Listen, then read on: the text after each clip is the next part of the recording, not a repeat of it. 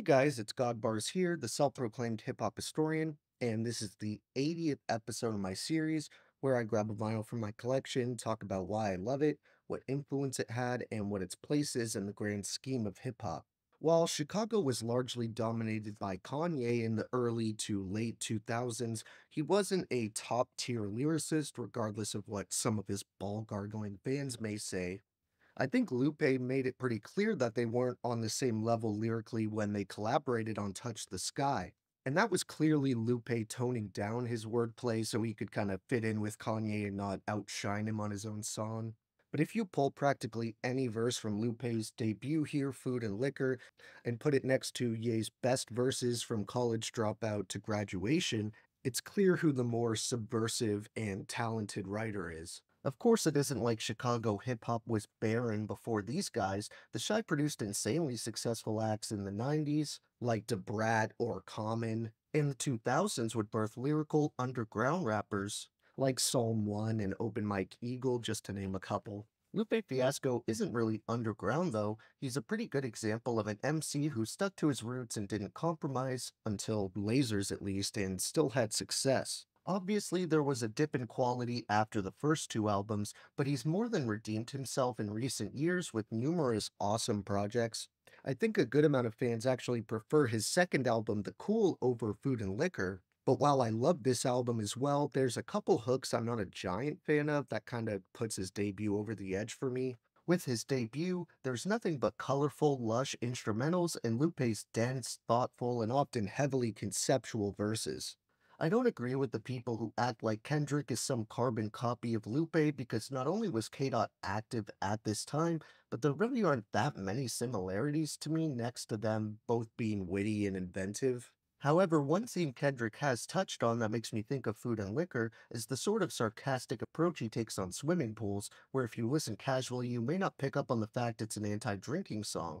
Lupe explores a similar idea multiple times on his debut, where the enticing aspects of substances or gang life pretty much always have a downside and don't actually address or solve any issues. What I really love about this thing is it avoids being condescending to other types of hip hop while still being critical and honest.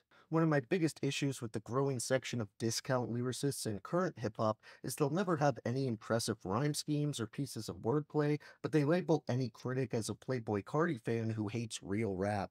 Then they turn around and enjoy these songs when they're drunk at the club like anyone else, which is what separates someone like Lupe from those goobers, because he shows his talent with his pen and actual skill instead of just talking about it. He addresses how it's hypocritical of him to talk about the negativity of music that degrades women while still being a fan of Too Short and singing along to his songs. I feel like that's insanely relatable and relevant today because weirdly that dynamic isn't addressed commonly in the culture, and I think as society progresses and evolves, it's okay to realize that certain lines, themes, or ideas haven't aged well. I don't think every time someone points out that someone had a line that might have been insensitive or just not well thought out, that means they're trying to cancel them or something. I do think this has a limit though. I saw someone on Instagram calling out a verse from an old DMX song where he lists the abhorrent things he'd do to someone's young daughter, and they said, oh, didn't he have kids? And pretty much they just took it at face value, when anyone who's actually listened to the album knows it's just another sick detail to this twisted experience bordering on horrorcore at times with its content. There's a reason that hell's in the title. Like, I think if you really try to look at the context of the album, it's pretty clear that nothing he's talking about is being referenced as something you should do or a positive thing. The entire point of the album is that it's hell. I do think that there's an in between where you can acknowledge that certain lines from Tyler the Creator or Eminem may not have aged that well because they were young and ignorant and were clearly meant to be edgy without actually suggesting that they were genuinely evil people who wanted to do these things in real life. I think both of those guys could acknowledge that themselves, and Tyler definitely has. And you can tell Tyler feels that way because he hasn't talked about this kind of stuff in a long time, and it's not out of a place of being afraid of being canceled, it's just because he's moved on and evolved.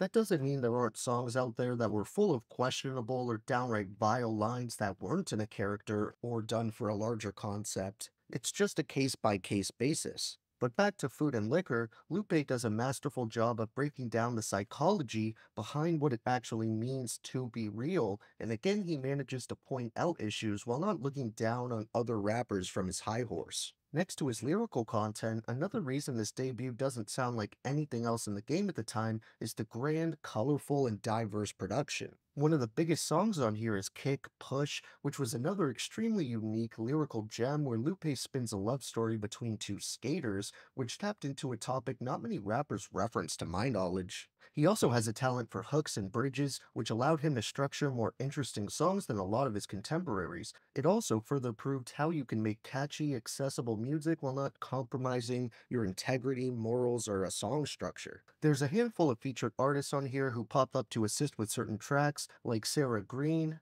Gemini, Jonah Matringa, Jill Scott, Matthew Santos, and Jay-Z, who was actually an executive producer on the album as well. But when it comes to the producers of the killer beats on here, there's a different but just as stacked set of names, including the Neptunes, Kanye West, Mike Shinoda, Craig Kallman, Prolific, Needles, Soundtrack, and Brandon Howard. For this classic, my honorable mentions include Real, Just Might Be Okay, I Gotcha, He Say She Say, Sunshine, The Cool, Pressure, American Terrorist, and Kick Push 2. My top three favorite songs on here personally would have to be the instrumental, Daydreamin', and Kick Push. Thank you for watching my 80th video. Next time we're going to go back over to the West Coast to talk about a classic that dropped just at the turn of the century. So check for that upload, and if you enjoyed, be sure to like, subscribe, and let me know what your favorite songs off Lupe's monster of a debut are. Don't forget to have a great day, and I'll see you next time, okay?